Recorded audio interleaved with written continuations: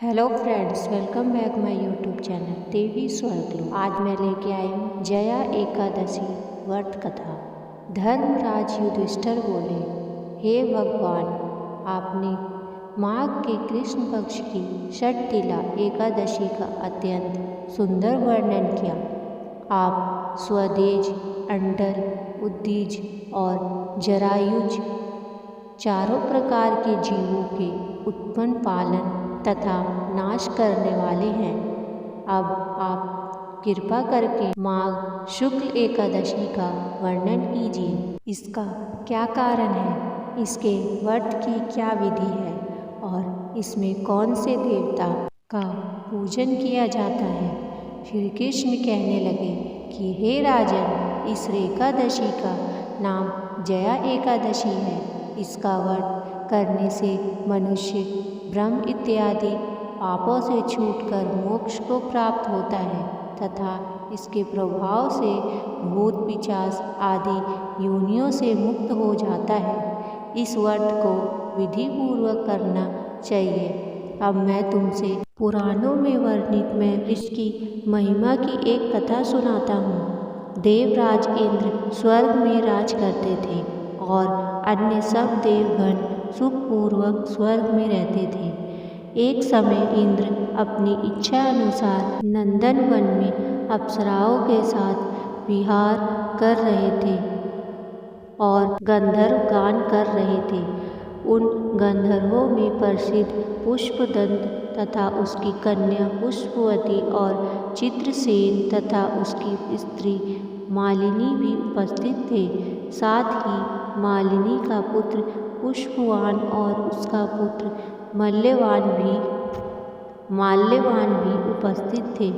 पुष्पवती गंधर्व कन्या माल्यवान को देखकर उस पर मोहित हो गई और माल्यवान पर काम बाण चलाने लगी। उसने अपने रूप, लावण्य और हाव भाव से माल्यवान को वश में कर लिया। हे राजन, वह पुष्पवती अत्यंत सुंदर थी। अब वे इंद्र को प्रसन्न करने के लिए गान करने लगे, परंतु परस्पर मोहित हो जाने के कारण उनका चित्त भ्रमित हो गया था।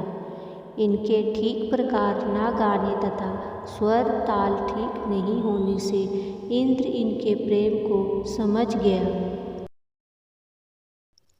और उन्होंने इसमें अपना अपमान समझकर उनको शाप दे दिया।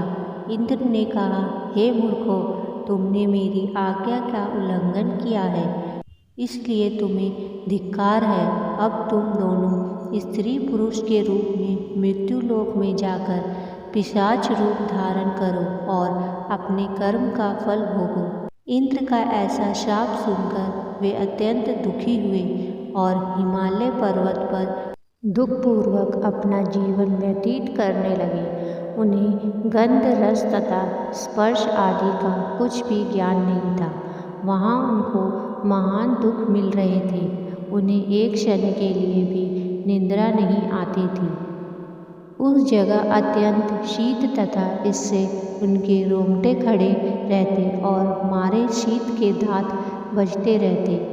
एक दिन पिशाच ने अपनी स्त्री से कहा कि पिछले जन्म में हमने ऐसे कौन से पाप किए थे जिससे हमको यह दुखदायी पिशाच योनि प्राप्त हुई। इस पिशाच योनि से तो नरक के दुख सहन ही उत्तम है। अब किसी प्रकार का पाप नहीं करना चाहिए। इस प्रकार विचार करते हुए वे अपने दिन व्यतीत कर रहे थे। दैव्य योग से तभी माघ मास में शुक्ल पक्ष की जया नामक एकादशी आई। उस दिन उन्होंने कुछ भी भोजन नहीं किया और ना कोई पाप कर्म ही किया।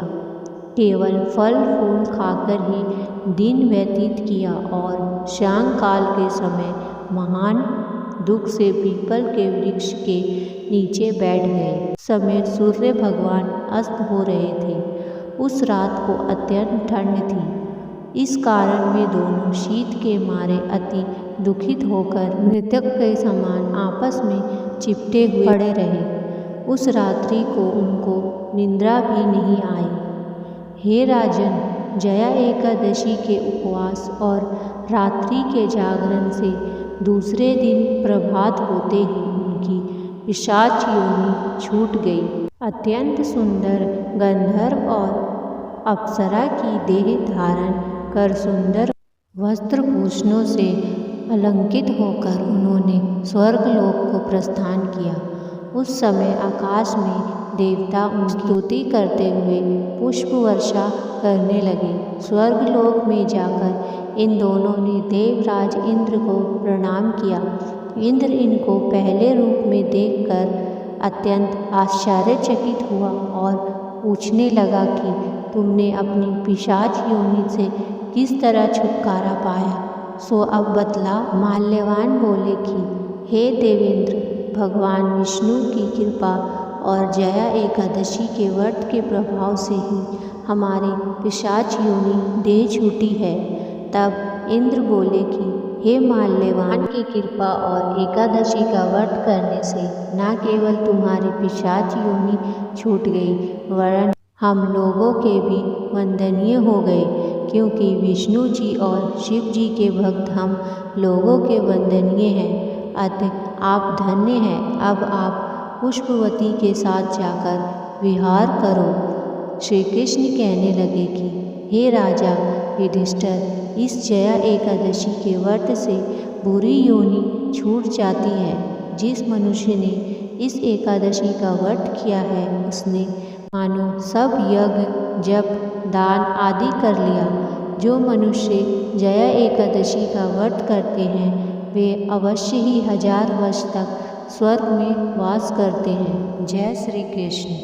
ऐसी ही और कथा कहानी सुनने के लिए मेरे चैनल को सब्सक्राइब करें एंड बेल आइकन घंटी दबाएं, ताकि मेरी अगली कहानी का नोटिफिकेशन आपके पास सबसे पहले पहुंचे। Thank you. धन्यवाद।